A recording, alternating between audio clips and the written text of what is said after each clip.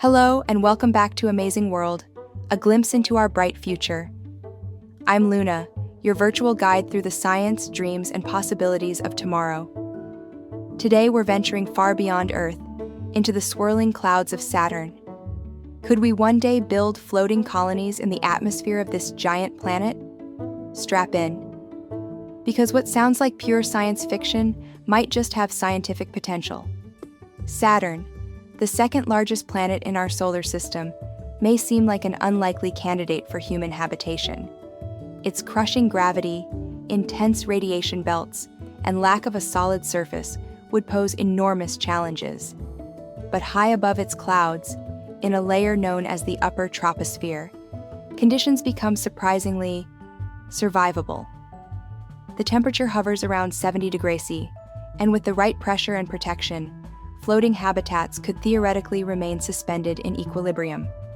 The key lies in buoyancy.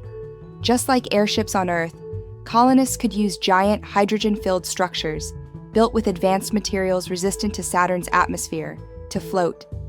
These aerial cities wouldn't touch the planet itself, but hover like islands in a vast, swirling ocean of gas. NASA has even explored the idea through concepts like the HAVOC project, High-Altitude Venus Operational Concept, which, although originally focused on Venus, shares many principles applicable to Saturn. Inside these cities, life could thrive. Greenhouses could produce food using artificial sunlight and bioreactors.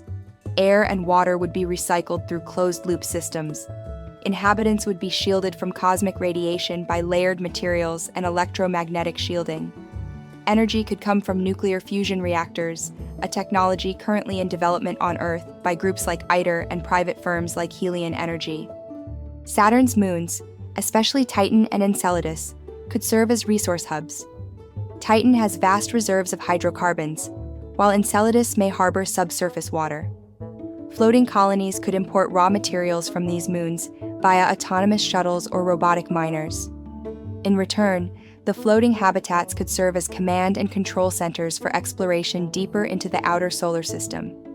Living in Saturn's atmosphere would not just be about survival, it would be about culture, community, and education.